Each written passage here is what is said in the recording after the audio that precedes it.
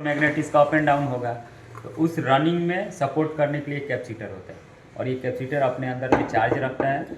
विश्वास नहीं है तो इसको चार्ज कीजिए, दिखाया देते हैं। देख ला देख लो। चुटपुटिया है। इतना छोट छोट क्या रंग देते चिपका है छुआ मर जाएगा था हार्ट से। अब इस कैपेसिटर की जो वायरिंग थी, यहाँ पे दो तरीके के कैपेसिटर हैं। एक है 2 टर्मिनल का, एक 3 टर्मिनल। 3 में 3 टर्मिनल की बात हुई तो ये कंप्रेसर चलेगा, ये पंखा चलेगा। अब इन दोनों को मिला के यहाँ पे बनाएंगे, दोनों को मिला के इसमें बनाया गया। अब इसमें क्या हुआ कि एक में 2 कनेक्टर है, एक में 4 है। कम वाला हमारा स्टार्टर पे जाता है, ये रनिंग पे जाता है। स्टार्टर पे एक ही बार एंट्री होगा, रनिंग पे एक इसका रनिंग का आएगा, दूसरा सप्लाई न्यूट्रल या फेस इस पे आएगा। 2 टर्मिनल बिजी हो जाएगा, 2 इसका खाली होगा। किसी वजह से अगर शॉर्ट करके ये टर्मिनल डैमेज हो रहा है तो हम दूसरा को यूज कर लेंगे। 2 वायर हमने डाला, 2 हमारा खाली है। अगर हमने इस पर 2 वायर डाला तो दोनों इस पर डाला, एक जल गया तो फिर ये खत्म हो गया। तो हमारे रनिंग वाले में एक्स्ट्रा दिया रहता है कि अगर 2 डैमेज हो गए फिर से हम यूज कर सकते हैं। बहुत बार होता है कैपेसिटर का टर्मिनल अगर एक डैमेज हो गया, उसको दिखा के हम नया चेंज करते हैं। जो भी कस्टमर के पास जाते हैं कि ये कैपेसिटर आपका खत्म हो गया, काम नहीं कर रहा है। पर अगर हमारे पास नहीं रहे तो हम क्या करेंगे? इसी का यूज़ करेंगे, रीयूज। इसी को हम बनाएंगे। जहाँ पे गए वहाँ से वापस आना, मार्केट में फिर जाना। हमारा भी तो उस समय सीजन के समय में 1-1 मिनट की वैल्यू बहुत होती है।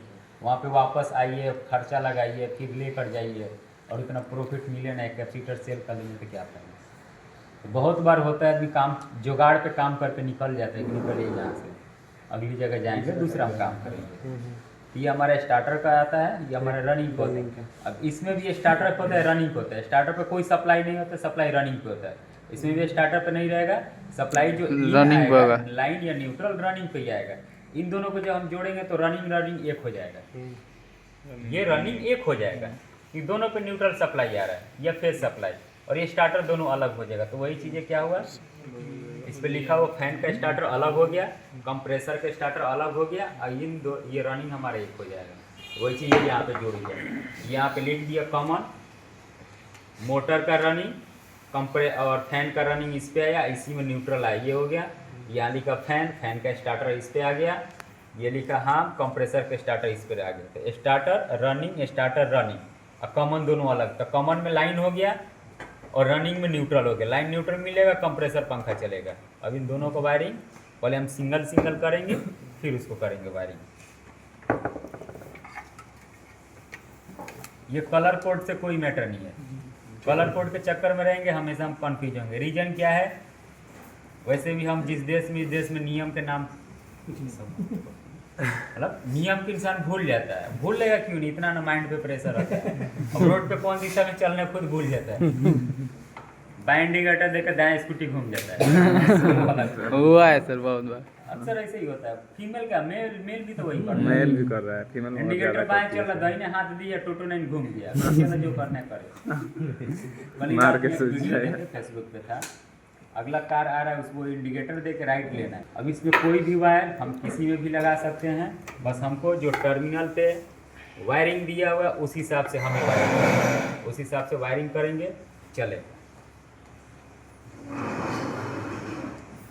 पर नया में जाइएगा तो ज़्यादातर येलो वायर हमारे स्टार्टर पे आता है, और किसी वजह से अगर वायर नहीं रहा तो कलर चेंज होता रहता है।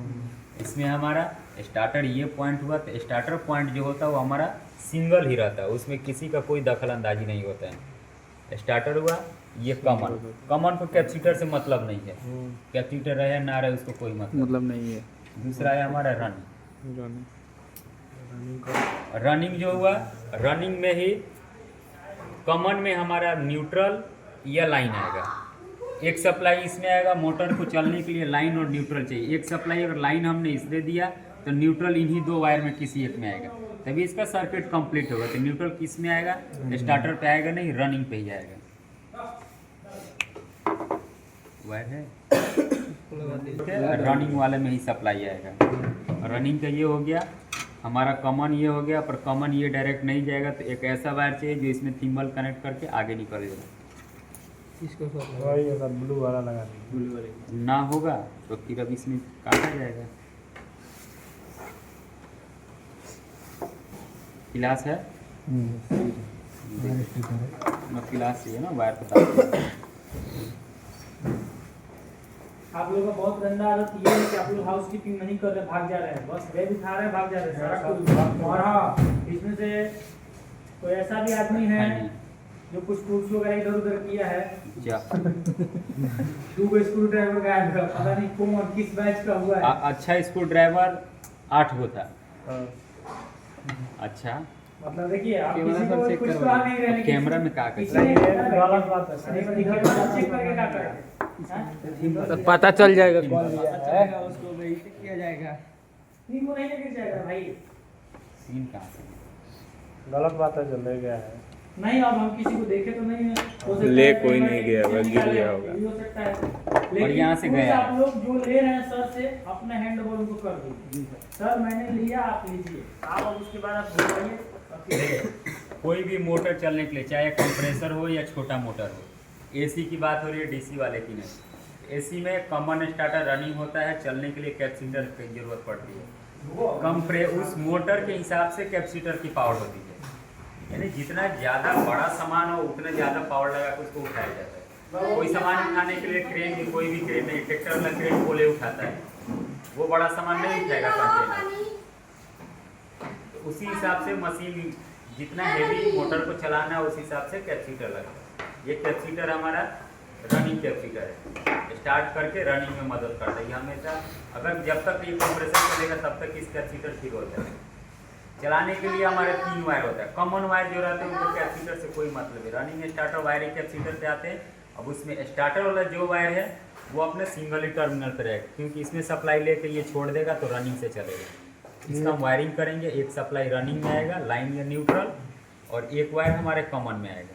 अब इसको चालू करने से पहले अपने सीरीज बोर्ड में जब हमारा स्विच ऑफ रहेगा तो ये सीरीज बताएगा, यानी इन दोनों का वायरिंग का बताएगा। हाँ वायरिंग सही है, बल्ब जल जाएगा। स्विच हम ऑन करेंगे तो इसमें लाइन न्यूट्रल दोनों की सप्लाई आएगा, ये चालू होगा। पहले हम सीरीज चेक कर लेते हैं इसका। ये रनिंग कैपेसिटर है। रनिंग अब गूगल पे सर्च मारिए, रनिंग कैपेसिटर, टाटा कैपेसिटर, पंखा में जो लगता है वो भी रनिंग कैपेसिटर है। वो भी रनिंग कैपेसिटर। यही बात है। दोनों को मिला के ये को बनाएगा।